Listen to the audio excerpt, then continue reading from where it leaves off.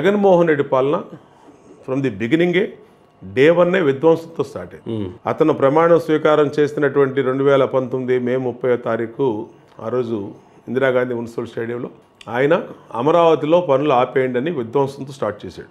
10 రోజుల్లోనే ప్రజావేదికని 15 కోట్ల రూపాయలతో కట్టిన ప్రజల డబ్బుతో కట్టినటువంటి దాన్ని ఇట్లాగే కూర్చొని దాంట్లో మీటింగ్ పెట్టి ఉపయోగించుకొని దాన్ని పగలగొట్టేశాడు.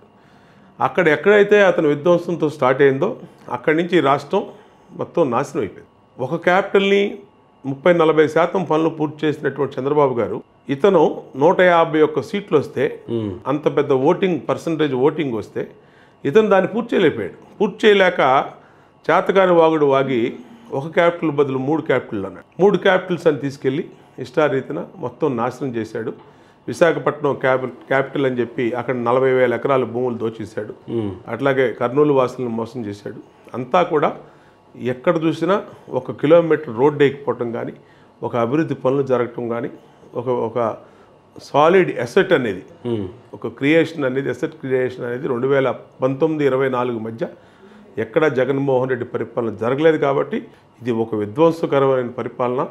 ఒక విజనరీకి ఒక ప్రిజనరీకి ఉన్నటువంటి తేడా ఏంటో స్పష్టంగా రాష్ట్ర ప్రజల కళ్ళ ముందే 14, 19, 24 చూసి. మరి ఇక్కడ చంద్రబాబు నాయుడు గారి ఫెయిల్యూర్ గురించి చెప్పుకోవాలంటే ఏం చెప్తారు? మీరు గతంలో ఓడిపోయారు కదా. ఫెయిల్యూర్ అనేది ఏది లేదండి. ఓటమి అనేది ఫెయిల్యూర్తో రాదండి. ఎందుకంటే ఆ రోజు మేము తప్పు చేసి ఓడిపోలా. మేము ఏ ఒక్క విషయంలో తప్పు చేసామని ప్రజల నుంచి చెప్పించండి, లేదంటే మీ మీడియా నుంచి చెప్పించండి. మేము ఫలానా దాంట్లో తప్పు చేశారు మీరు, అందుకనే ఓడిపోయారని మేము చెప్పడం కాదు, మీరు చెప్పండి. అంటే మరీ 23 స్థానాలకే అదే అంటున్నా. అది ఏంటంటే ఒక వేవ్.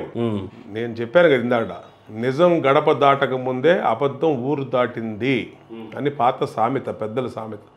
దాన్ని నిజం చేశాడు జగన్మోహన్ రెడ్డి. ప్రజలందరినీ ఒక ట్రాన్స్లోకి పట్టుకెళ్ళిపోయి నేను వస్తే ఏదో చేసేస్తాను. చంద్రబాబు బాగా చేశాడు, చంద్రబాబు కన్నా బాగా చేస్తా, నేను మీ తలరాతలు మారుస్తా, యువతకి జాబ్ క్యాలెండర్ ఇస్తా, మెగా డిఎస్సి ఇస్తా, ఇక అది ఇది అని లేకుండా నవరత్నాలు అన్నాడు, అది అన్నాడు, ఇది. ఈ 5 సంవత్సరాల్లో జగన్మోహన్ రెడ్డి గారు చేసినటువంటి ఏ అభివృద్ధి కార్యక్రమాలు మీకు ఏ రకంగా కూడా యాక్సెప్టెన్స్ అనిపించలేదండి? మీరు చెప్పండి ఏం చేశాడు? ఈ నవరత్నాలు కానీ ఇవి కానీ మీకు నవరత్నాలు అభివృద్ధి కార్యక్రమం కాదు కదా. నవరత్నాల అభివృద్ధి సంక్షేమం. నవరత్నాలు అంటే సంక్షేమంలో నవరత్నాలు అని చెప్పి 9 రత్నాలని 2 రత్నాలు 3 రత్నాలు చేశాడు. ఆ 2 రత్నాలు 3 రత్నాలు 100కి 20 మందికో 30 మందికో ఇచ్చాడు.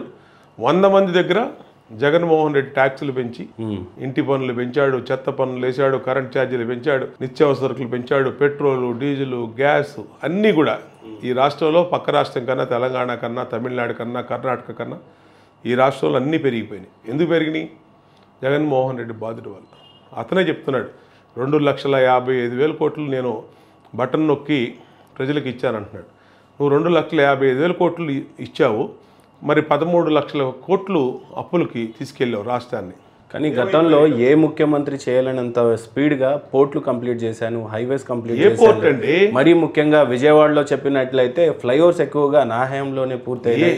డెవలప్మెంట్ ఏది నోచుకున్నా కూడా వైఎస్ఆర్సీపీ హయాంలోనే నోచుకుంది అని అంటున్నారు. పక్కా మోసం, పక్కా అబద్ధం.